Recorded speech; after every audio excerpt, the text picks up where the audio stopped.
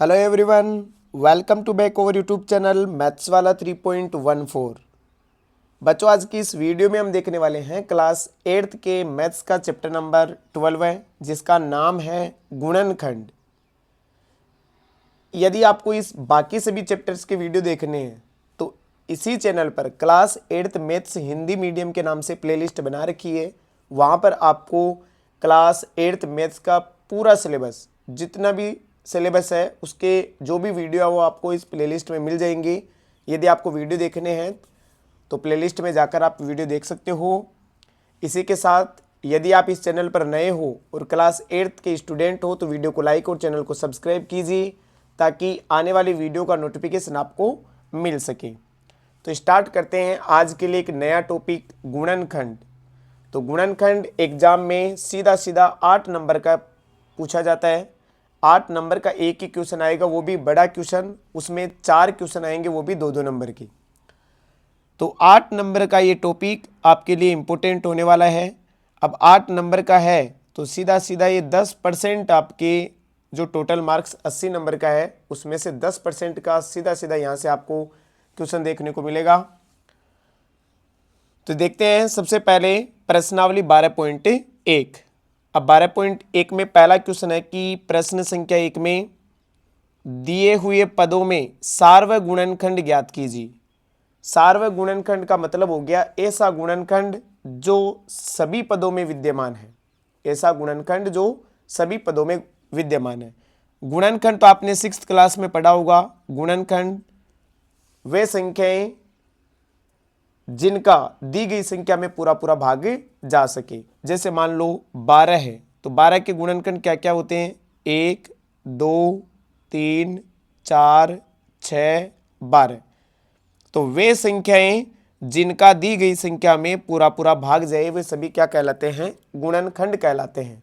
Class 6th में आपने सार्वग गुणनखंड भी पढ़ा है। दो ऐसी संख्याओं में जो कॉमन आ रहे हैं, जो ऊपर और नीचे मतलब दोनों संख्याओं में जो बेनिस्ट आ रही है वो संख्या क्या कहलाती है? सार्वग गुणनखंड। और सार्वग गुणनखंड से ही क्या बनता है? आपका लैस बनता है। क्या बनता है? लैस है। तो ये सभी आपने 6th क्लास में पढ़ा होगा। आज हम पढ़ते हैं 8th क्लास का क्वेश्चन नंबर 1 है यहाँ पर। तो 6th क्लास में हमने केवल संख्याओं के बारे में चर्चा की थी। आज हम संख्याओं के साथ साथ जो चर है उन पर भी चर्चा करेंगे। तो यहाँ पर पहला क्वेश्चन है 12x और 36। 12x और 36 आपको यहाँ से 12x और 36 का सार्वग गुणनखंड निकालना है। तो एक दो क्वेश्चन को मैं डिटेल से बताता हूँ कि आपको कैसे इनमें से गुणनखंड पहले गुणनखंड करने हैं, उसके बाद में जो कॉमन गुणनखंड है, जो कॉमन फैक्टर है सार्वग गुणनखंड, उसको कैसे बाहर निकालना है। तो सबसे पहले 12x कितना है? 12x। तो 12x को आप गुणनखंड के रूप में क्या लिख सकते हो? जैसे अभी मैंने 12 को लिखा 1, 2, 3, 4। तो आपको ये तो सभी गुणनखंड हो गए। हमें केवल वो गुणनखंड लेने हैं जो अभाज्य संख्याओं के रूप में है। तो आप 12 को अभाज्य गुणनखंड के रूप में कैसे लिख सकते हो? तो 12 को हम लिख सकते हैं इस प्रकार। 12 में पहले 2 का भाग दिया 6 बार, फिर 2 का भाग दिया 3 बार, फिर 3 का भाग दिया 1 बार। 3 एकम 3 6, 6 एकम 6 12। तो आप 12 को क्या लिख सकते हो? 2 गुणा 2 गुणा 3 और x को लिख दिया गुणा में x। इसी प्रकार आप 36 को क्या लिख सकते हो? तो 36 को लिख सकते हैं हम 36 के टुकड़े करके देख लो। तो 2 का भाग लगाया 36 में 18 बार, फिर 2 का भाग लगाया 9 बार, फिर 3 का भाग लगाया 3 बार, फिर 3 का भाग लगाया 1 बार। तो यहाँ से 36 के टुकड़े हो गए 2 गुणा 2 गुणा 3 गुणा 3। अब आपको वो संख्या लेनी है जो ऊपर और नीचे दोनों में सेम रूप से आ रही है। तो यहाँ से सबसे पहले तो एक 2 है, यहाँ ऊपर भी आ रहा है, ये 2 यहाँ नीचे भी आ रहे हैं। तो एक तो 2 को ले लिया हमने। तो सार्वग गुणनखंड में क्या क्या आ जाएगा? तो लिखेंगे सार्वग गुणनखंड में एक तो आ गया 2, फिर गुणा, जो भी संख्या ऊपर और नीचे कॉमन आ रही है उसको नीचे लेते जाएं और गुणा करते जाने में। फिर यहाँ पर भी ऊपर 2 है, नीचे भी 2 है, तो इस 2 को भी ले लिया हमने। फिर ऊपर 3 है, यहाँ नीचे भी 3 है, तो इस 3 को भी ले लिया। अब यहाँ पर 3 का और कोई जोड़ा नहीं बन रहा है, तो आपको जोड़े बनाते हुए नीचे उतारना है, फिर आपस में इनको क्या करना है? गुणा करना है। तो 3 एकम 3 6, 6 एकम 6, 6 दूनी 12। तो यहाँ पर 12x और 36 का जो सार्वक गुणनखंड है वो कितना हो जाएगा 12। अब इसको शॉर्ट में कैसे करना है वो देखिए, नेक्स्ट क्वेश्चन को हम कैसे शॉर्ट में करें, इसको कैसे आपको जल्दी से इसका आंसर बताना है। तो यहाँ पर 2y और 22xy, तो 2y और 22xy में से हमें सार्वक गुणनखंड निकालना है। तो आपको ऐसी बड़ी से बड़ी संख्या निकालनी है, जो ऐसी बड़ी से बड़ी संख्या जिसका दोनों संख्याओं में पूरा पूरा भाग जा सके।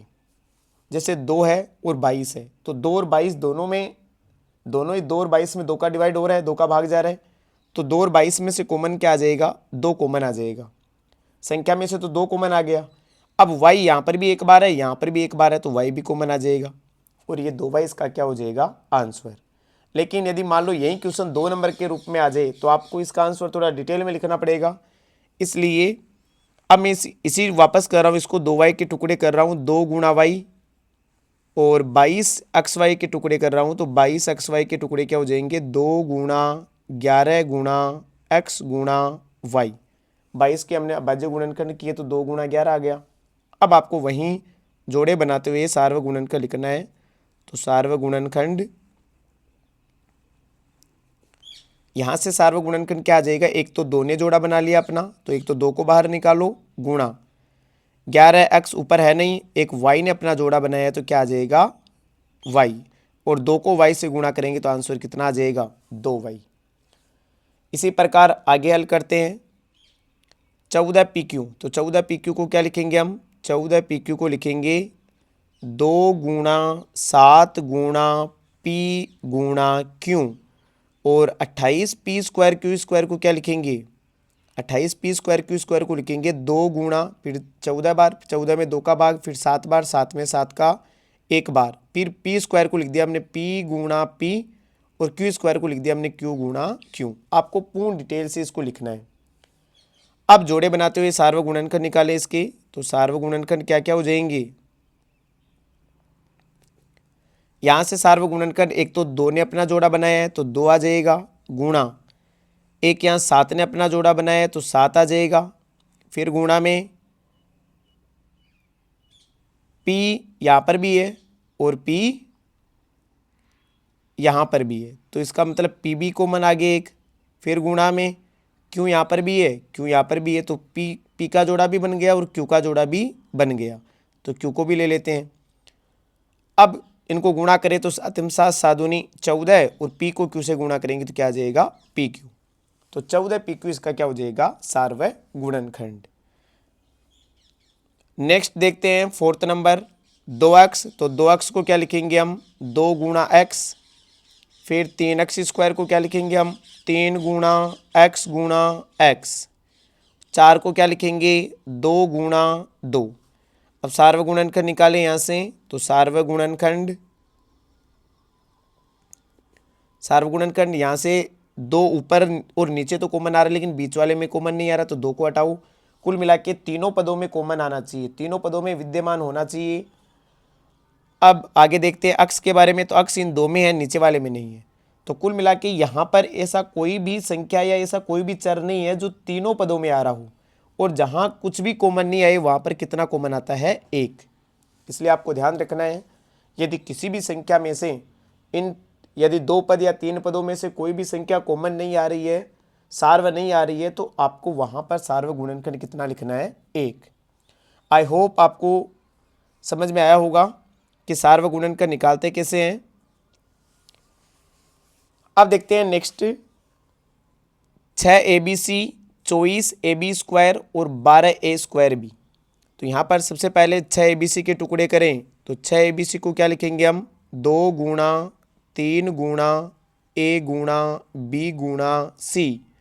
इसके बाद में 24ab स्क्वायर को क्या लिखें, तो 24 के टुकड़े हो जाएंगे 2 गुणा 2 गुणा 2 गुणा 3, ए का ए हो गया, बी स्क्वायर को लिख दिया हमने बी गुणा बी। 12a स्क्वायर बी को क्या लिखेंगे, 2 गुणा 2 गुणा 3, और गुणा में ए 2 बार लिखेंगे, बी को कितनी बार 1 बार। अब आपको सार्वक गुणनखंड लिखने हैं यहाँ से। तो सार्वक गुणनखंड,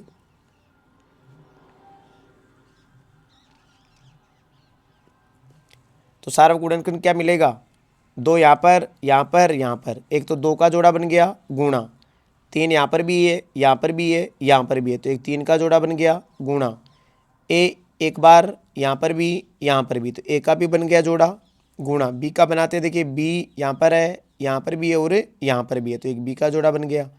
अब सी का जोड़ा बनेगा नहीं क्योंकि नीचे वाले दोनों में सी है नहीं, तो यहाँ से सीधा सीधा आंसर क्या मिल गया, 3 दूनी 6 ए और बी, तो आंसर आ जाएगा 6AB।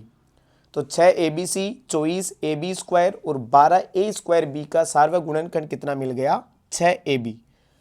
आप ध्यान रखिए 12.1 आपको आएगी तो 12.2 और 12.3 आएगी, क्योंकि ये प्रश्नावली एक दूसरे से कनेक्ट है। यदि आपको 12.1 आएगी तो आप आगे हल कर पाओगे क्वेश्चनों को, इसलिए आप इसको आसान तरीके से समझें, ध्यान दें समझने में कि कैसे सार्वगुणनखंड निकलते हैं, क्योंकि चैप्टर पूरा सार्वगुणन का ही है। आगे देखते हैं 16x की पावर 3, तो 16x की पावर 3 को क्या लिखेंगे हम, 2 गुणा 2 गुणा 2 गुणा 2 और x की पावर 3 है तो x गुणा x गुणा x, x 3 बार आ जाएगा। फिर -4x स्क्वायर को क्या लिखेंगे, तो माइनस का 2 गुणा 2 गुणा x गुणा x। फिर 32x को क्या लिखें, तो 32x को लिखेंगे 2 गुणा 2 गुणा 2 गुणा 2 गुणा 2, 2 5 बार आ जाएगा और x है वो कितनी बार, 1 बार। अब यहाँ से सार्वगुणनखंड लिखे हम, तो सार्वगुणनखंड में क्या क्या मिलेगा हमें, एक तो कॉमन आ गया 2 2 2, एक तो 2 कॉमन आ गया गुणा। आगे देखते हैं यहाँ पर 2 यहाँ पर 2, तो एक 2 ने जोड़ा बना लिया। फिर आगे 2 यहाँ पर ऊपर नीचे तो है लेकिन बीच वाले में नहीं है, अक्स यहाँ पर भी है, यहाँ पर भी है और यहाँ पर भी है, तो अक्स आ जाएगा। तो यहाँ से कुल मिला के कितना आंसर आ जाएगा, 4x।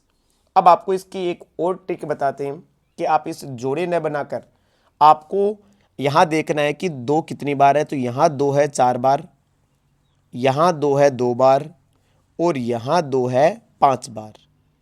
अब देखिए आपको क्या करना है, आपको सार्वगुणनखंड में जो संख्या छोटी है या फिर जो कम बार आ रहा है, 2 कितनी बार आ रहा है, शायद मैंने यहाँ पर आपको लेस से बताया होगा, 1 मिनट। सार्वगुणनखंड से क्या निकलता है, मैस है, गुणज से निकलता है लेस है। हाँ ये देखिए, तो यहाँ पर 2 4 बार है, यहाँ 2 बीच वाले में 2 बार है, 2 नीचे 5 बार है, तो आपको कम बार वाले लेना है। क्या लेना है, कम बार। ऊपर 4 बार है, नीचे 2 बार, फिर लास्ट में 5 बार, तो आपको कम बार वाले लेने। तो 2 कितनी बार लेना है, 2 बार। देखिए हमने 2 बार लिए है। अब देखते हैं x 3 बार है, यहाँ 2 बार, यहाँ 1 बार, तो सबसे कम बार कौन है, 1 बार है, तो आपको x भी कितनी बार लेना है, 1 बार। तो आप इस प्रकार इसका डायरेक्ट आंसर भी दे सकते हो बगैर जोड़ा बनाए। फिर नेक्स्ट बात करें हम 10 PQ 20 QR और 30 RP, तो यहाँ से 10 PQ के टुकड़े करेंगे तो क्या आ जाएगा, 2 गुणा 5 गुणा P गुणा Q, और 20 QR के टुकड़े करेंगे तो क्या आ जाएगा, 2 गुणा 2 गुणा 5 गुणा Q गुणा R।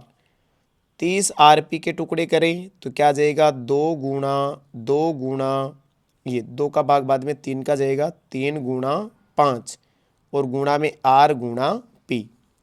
अब यहाँ से सार्वगुणनखंड निकालें हम, तो 2 1 बार है, यहाँ 2 बार है, यहाँ 1 बार है, तो 1 बार लेंगे गुणा 5, यहाँ 1 बार है, यहाँ 1 बार है, यहाँ पर भी 1 बार है, तो 5 को 1 बार ही लेंगे क्योंकि सभी में सेम बार है। फिर P यहाँ 1 बार है, इधर नीचे नहीं है, Q यहाँ पर है, Q नीचे वाले में नहीं है, तो मतलब PQ ऊपर है, QR है नीचे, फिर RP है। तो कोई भी ऐसा पद नहीं है जहाँ पर P तीनों में है या फिर Q तीनों में है या फिर R तीनों में है। तो केवल संख्या में से हमें 2 और 5 मिला है, तो 2 और 5 को गुणा करेंगे तो यहाँ से आंसर कितना आ जाएगा, 10। आप सार्वगुणनखंड का भाग लगा के भी देख सकते हो, इन तीनों संख्याओं में सार्वगुणनखंड का क्या जाएगा, भाग जाएगा। फिर है 3x स्क्वायर y की पावर 3, तो 3 को क्या लिखेंगे, 3 गुणा x गुणा x गुणा y गुणा y गुणा y। फिर 10x की पावर 3 और y की पावर 2 को क्या लिखेंगे, 2 गुणा 5, 10 को तो लिख दिया हमने 2 गुणा 5। उसके बाद में x को लिखेंगे कितनी बार, 3 बार, और y को कितनी बार लिखेंगे, 2 बार। इसी प्रकार 6x square Y square Z को क्या लिखेंगे, 2 गुणा 3 गुणा x को 2 बार लिखेंगे, y को 2 बार लिखेंगे, और z को कितनी बार, 1 बार। अब यहाँ से हमें सार्वगुणनखंड निकालना है, तो सार्वगुणनखंड 3 यहाँ पर है, नीचे नहीं है तो छोड़ो, सभी में होना चाहिए। अब और कोई संख्या, ऊपर कोई संख्या नहीं है तो नीचे वाली संख्या का कोई मतलब नहीं रहा। x 2 बार है, नीचे 3 बार है, यहाँ 2 बार है, तो x को कितनी बार लेना है, 2 बार, गुणा y 3 बार है, y 2 बार है, y 2 बार है, तो 2 बार ही लेना है, कम बार लेना है। और z या नीचे है, ऊपर नहीं है, तो ऊपर एक जगह है तो उसको नहीं लेना है। तो यहाँ से आंसर क्या आ जाएगा, x स्क्वायर वाई स्क्वायर, क्योंकि x भी 2 बार, y भी 2 बार। तो यहाँ से हमें आंसर क्या मिलेगा, x स्क्वायर वाई स्क्वायर। तो ये था पहला क्वेश्चन जिसमें हमने सार्वगुणनखंड निकाले। क्या निकाले हैं, सार्वगुणनखंड। अब सेम जैसा क्वेश्चन नंबर फर्स्ट था, सेम क्वेश्चन नंबर सेकंड है, बस सार्वगुणनखंड की जगह गुणनखंड पूछे हैं। अब ये कैसे करना है देखते हैं। सबसे फर्स्ट क्वेश्चन है यहाँ पर 7x माइनस 42। तो आपको क्या करना है, अब जैसे हमने पहले टुकड़े किए थे, जैसे 10 के टुकड़े लिखे थे हमने 2 गुणा 5, अब आपको ऐसे नहीं करना, आपको सीधा करना है। 7x और 42 में से सार्वगुणनखंड कौन सा आ रहा है, आपको डायरेक्ट दिमाग लगा के बताना है कि 7 और 42 में ऐसा कौन सा पहाड़ा है या ऐसी कौन सी संख्या है जिसका 7 और 42 में भाग जा रहा है।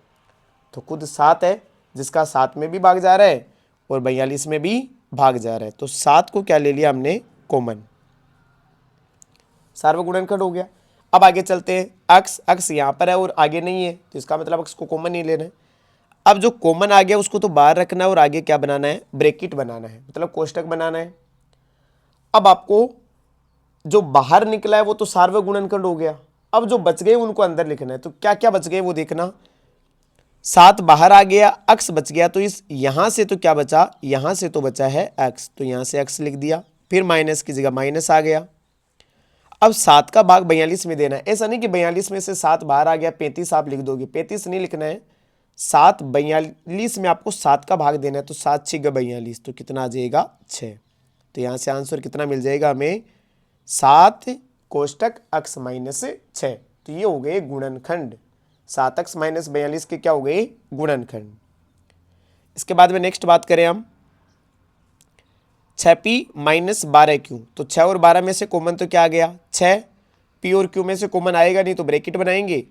यहाँ पहले पद में से देखेंगे तो पहले पद में से 6 तो बाहर आ गया, क्या बच गया, p बच गया, तो p को है वैसा का वैसा लिख देंगे, फिर माइनस की जगह माइनस आ गया। 12 में से 6 बाहर आ गया तो 6 का भाग लगाएंगे 12 में तो 2 बार, और साथ में एक q बच गया, तो q आ जाएगा सेम है वैसा का वैसा। आप एक इनको रिवर्स चेक करके भी देख सकते हो कि हमने सार्वगुणनखंड या फिर गुणनखंड सही किए हैं या नहीं किए। तो इसको चेक करना बता रहा हूं मैं। चेक में क्या करोगे, आप बाहर वाली संख्या को अंदर वाली संख्या से क्या करते हैं, गुणा करते हैं। और ये हमने प्रश्नावली 8 में पढ़ रखा है, जैसे गुणन बीज व्यंजकों के गुणा में 6 को p से गुणा करेंगे तो 6p आ जाएगा, फिर माइनस की जगह माइनस आ गया। 6 को अंदर 2q से गुणा करेंगे तो 6 दूनी 12 और साथ में क्या आ जाएगा q, तो आपको वापस यही मिल जाएगा। तो आप इस प्रकार चेक भी कर सकते हो। थर्ड नंबर की बात करें तो यहाँ से 7a स्क्वायर प्लस 14a, तो ऐसी कौन सी संख्या है जो दोनों में कॉमन आ रही है, एक तो 7 कॉमन आ रहा है, a स्क्वायर यहाँ a 2 बार है, यहाँ 1 बार है, तो आपको 1 बार ही लेना है, तो 7a तो कॉमन आ जाएगा। अब यहाँ 7a तो कॉमन आ गया, a यहाँ 2 बार था, पहले पद में a कितनी बार है, 2 बार, 2 बार में से 1 बार तो बाहर आ गया, 1 बार अंदर बच गया, फिर प्लस की जगह प्लस आ जाएगा। 14 में से 7 कॉमन, तो 7 ऐसा नहीं 7 लिख दोगे आप, 7 का भाग 14 में लगाना है तो कितना बचेगा 2, a बाहर आ गया था तो अंदर a लिखेगा नहीं, तो आपको क्या आंसर आ जाएगा यहाँ से 7a कोष्टक a प्लस 2। 4 नंबर की बात करें तो माइनस के 16z और प्लस का 20z स्क्वायर z की पावर 3। तो 16 और 20 कौन से पाड़े में आते हैं, 16 और 20 4 के पाड़े में आते हैं। तो यहाँ से एक तो 4 कॉमन आ जाएगा, कितना कॉमन आ जाएगा 4। z यहाँ 1 बार है, जहाँ पावर कुछ नहीं होती वहाँ पर पावर होती है 1, तो 1 बार है z, यहाँ z 3 बार है तो कम बार लेना है, तो z 1 बार बाहर आ जाएगा, फिर ब्रैकेट बना लेंगे। एक तो यहाँ पर माइनस, स्टार्टिंग में माइनस आ जाए तो आपको भी स्टार्टिंग में माइनस लिखना है। 4 का भाग 16 में देंगे तो 4 बार जाएगा। जेड एक बार था वो बाहर आ चुका है, तो यहाँ पहले पद में तो केवल और केवल माइनस का 4 बचा है। फिर आगे प्लस की जगह प्लस, 20 में से 4 बाहर आ गया तो 16 नहीं लिखना है, 4 का 20 में भाग लगाना है, इस बात का आपको ध्यान रखना है। तो 4 का भाग 20 में लगाएंगे कितनी बार जाएगा, 5 बार। जेड 3 बार है यहाँ पर, एक बार बाहर चला गया तो जेड कितनी बार बच गया, 2 बार। तो आपको ये क्वेश्चन है वो अच्छे से समझ में आ रहा होगा। आगे देखते जाएं। प्रश्न संख्या 5, प्रश्न संख्या 5 है यहाँ पर 20L² M प्लस 30ALM। तो यहाँ पर 20 और 30 में से पहले कॉमन निकाले थे, संख्या में से पहले कॉमन निकाले, तो 20 और 30 में से क्या कॉमन आ रहा है। तो ऐसी कौन सी टेबल है या फिर पाड़ा है जिसमें 20 और 30 आते हैं, तो 20 और 30 है वो 10 के पाड़े में आते हैं। सीधे सीधे आप देखो, बड़ी संख्या निकालो कॉमन। यहाँ पर L 2 बार है, यहाँ L 1 बार है, तो L 1 बार कॉमन आ जाएगा। M यहाँ पर एक बार है, यहाँ पर भी 1 बार है, तो M भी कॉमन आ जाएगा। अभी सार्वगुणनखंड पढ़ाई है जस्ट हमने। अब आप 10 LM का ऊपर भाग लगाओ, तो 10 का 20 में भाग लगाएंगे कितनी बार जाएगा, 2 बार। L ऊपर 2 बार थे, एक बार बाहर आ गया तो एक बार अंदर बच गया। M 1 बार था वो भी बाहर चला गया, तो केवल पहले पद से अंदर कोष्टक में 2L बचा है। फिर प्लस की जगह प्लस आ जाएगा। फिर 30, 10 का भाग 30 में लगाएंगे तो 3 बार जाएगा। एक ए बाहर नहीं आया तो ए अंदर बच जाएगा, जो बाहर आ गया उसको बाहर और जो बाहर नहीं आया उसको अंदर लिखना है। L और M दोनों ही बाहर आ गए, तो क्या बचा यहाँ से 10LM कोष्टक 2L प्लस 3 है। इन सामूहिक रूप से तो बोलते हैं इसको गुणनखंड, और जो ये कोष्टक के बाहर आ जाता है उसको बोलते हैं सार्वगुणनखंड, जो कि हमने जस्ट पहले क्वेश्चन में ही पढ़ा है।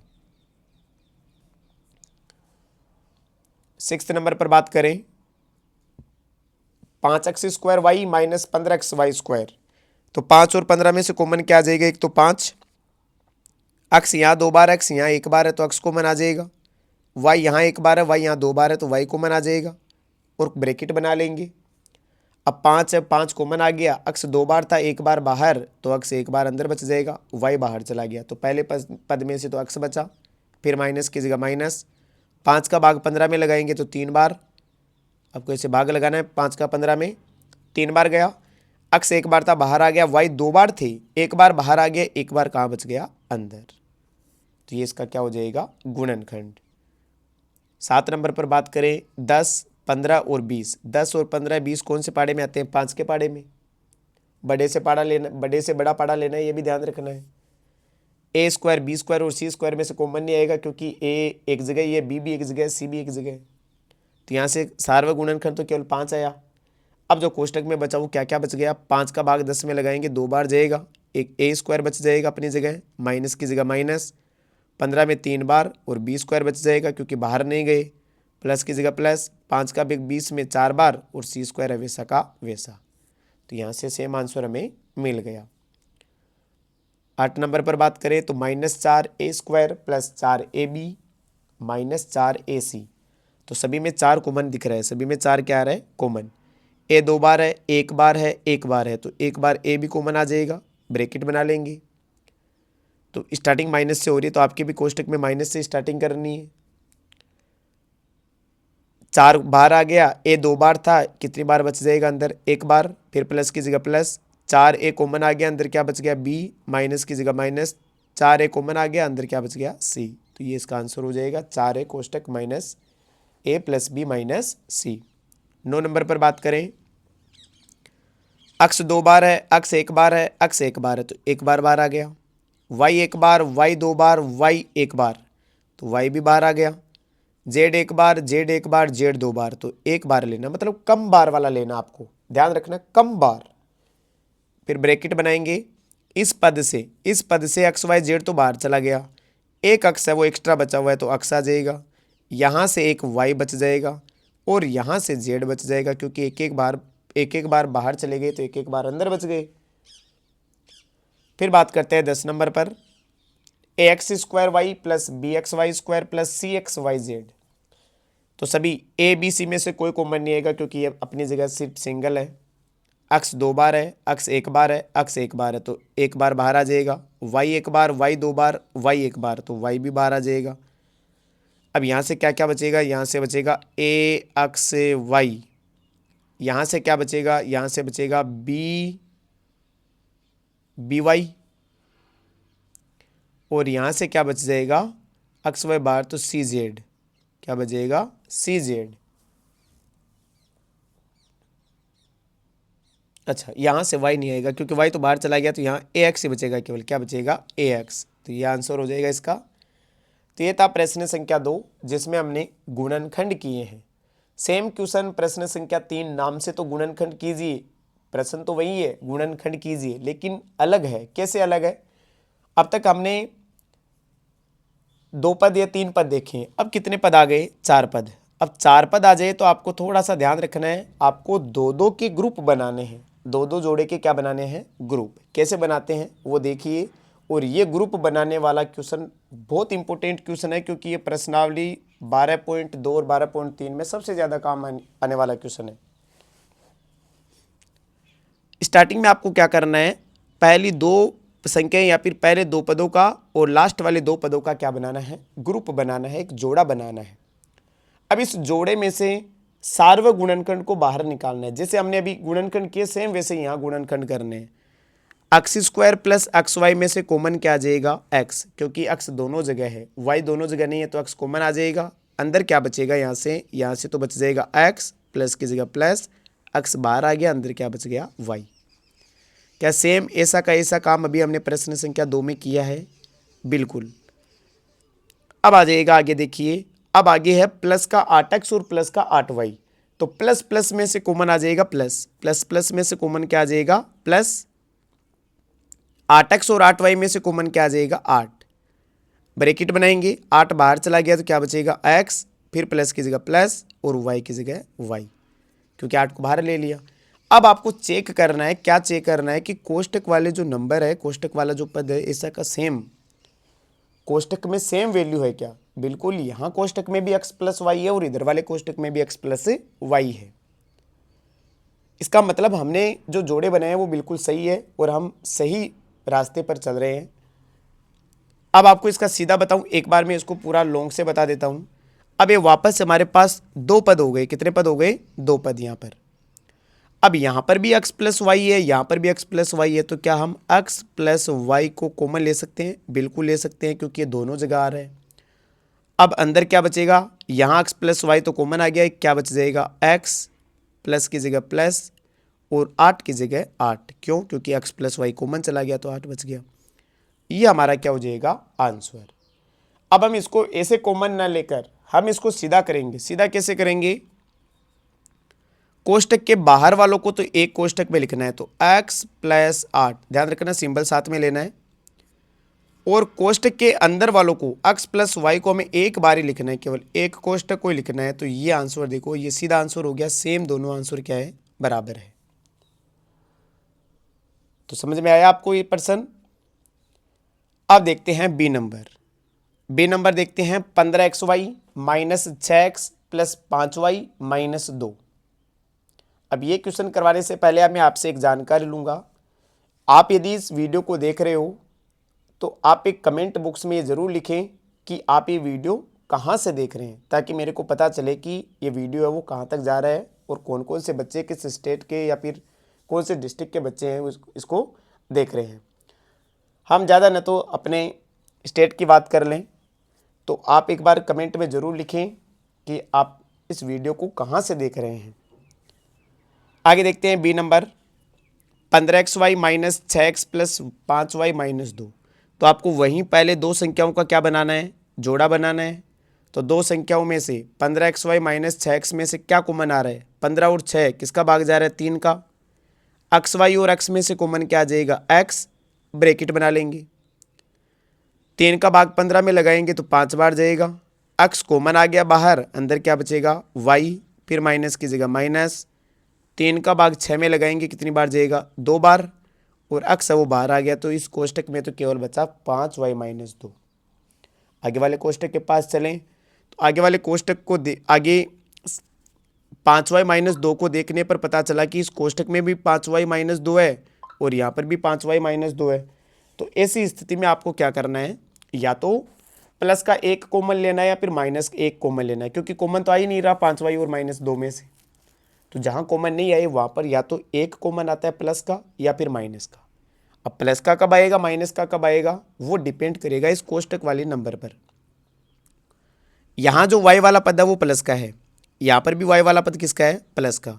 ध्यानपूर्वक समझना, यहाँ जो अचर पद है वो माइनस का है और यहाँ पर भी अचर पद किसका है, माइनस का।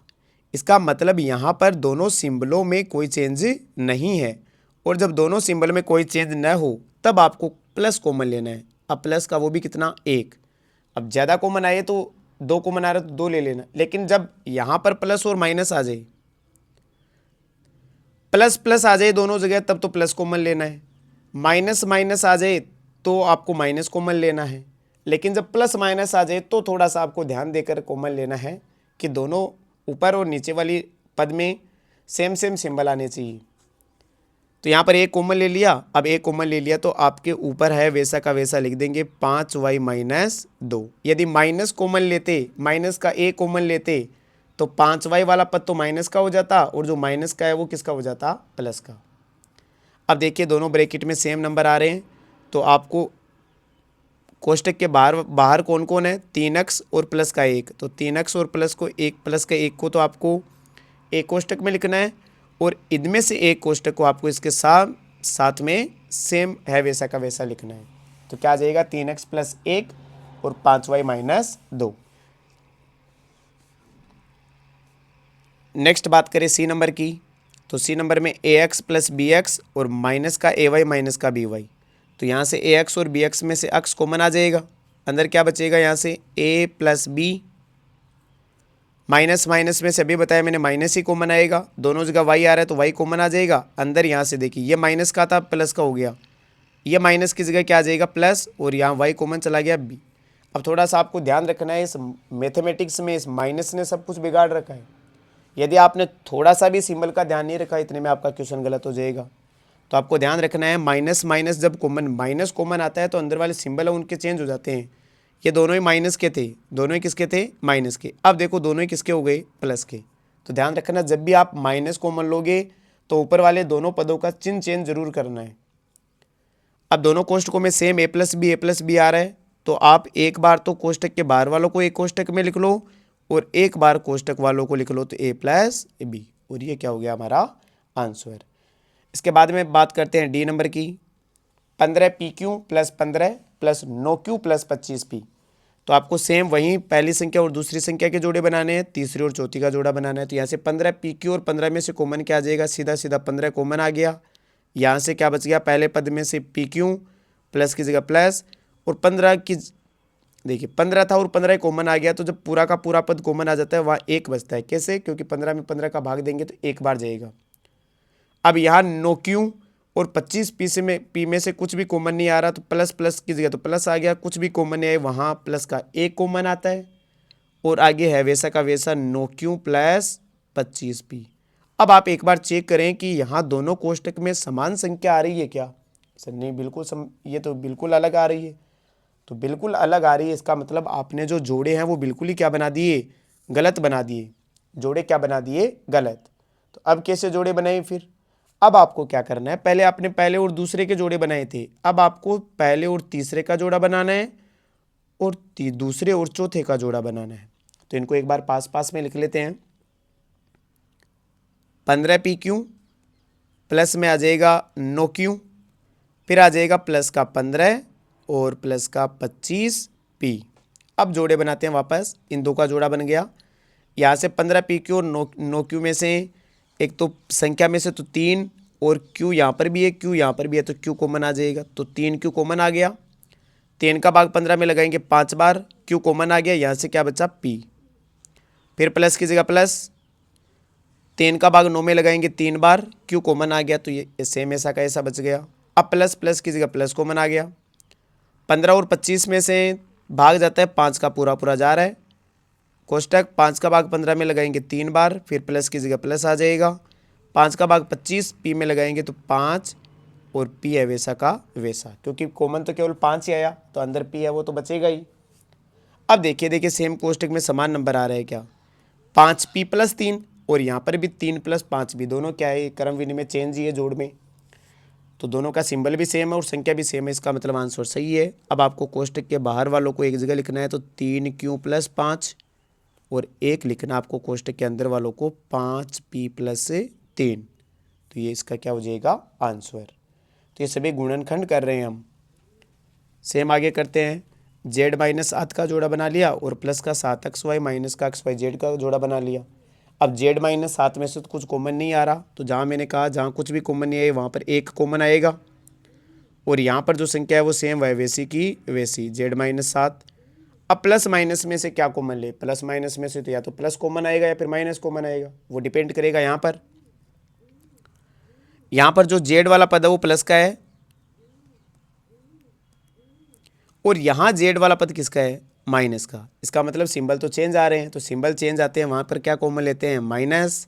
अब आप कॉमन ले सकते हो कुछ भी, तो ऊपर 7 और यहाँ पर 7 कॉमन नहीं आएगा। एक्स वाई यहाँ पर भी आ रहा है, एक्स वाई यहाँ पर भी आ रहा है, तो दोनों में से एक्स वाई को क्या ले लिया हमने बाहर और ब्रैकेट बना लिया। अब देखना, अभी ये 7xy प्लस का था, 7xy किसका था, प्लस का, लेकिन हमने माइनस कॉमन लेने के कारण ये किसका हो गया, माइनस का। एक तो 7 बच जाएगा वैसा का वैसा। अब ये माइनस है वो किसका हो जाएगा, प्लस का। एक्स वाई कॉमन चला गया, क्या बच जाएगा, जेड। अब आपको चेक करना है, यहाँ पर जेड -7 है और यहाँ पर -7 + जेड है। जेड प्लस का है, 7 माइनस का है, इसमें भी जेड प्लस का है, 7 माइनस का है, इसका मतलब आंसर सही है, दोनों ब्रैकेट में सेम। तो आपको एक बार तो ब्रैकेट के बाहर वालों को एक जगह लिखना है, 1 - xy, और एक बार लिखना है जेड -7, तो ये हो गया इसका आंसर। आगे प्रश्नावली 12.2 है, जिसको नेक्स्ट वीडियो में देखेंगे। आई होप आपको वीडियो अच्छा लगा होगा, क्वेश्चन समझ में आया होगा, कैसे गुणनखंड करते हैं, कैसे सार्वगुणनखंड करते हैं। इसी प्रकार के वीडियो के लिए आप बने रहे इसी यूट्यूब चैनल पर। आपने वीडियो को अभी तक लाइक नहीं किया है तो वीडियो को लाइक करें, चैनल को सब्सक्राइब करें। नेक्स्ट वीडियो के लिए तैयार रहें, तब तक वीडियो को लास्ट तक देखने के लिए धन्यवाद।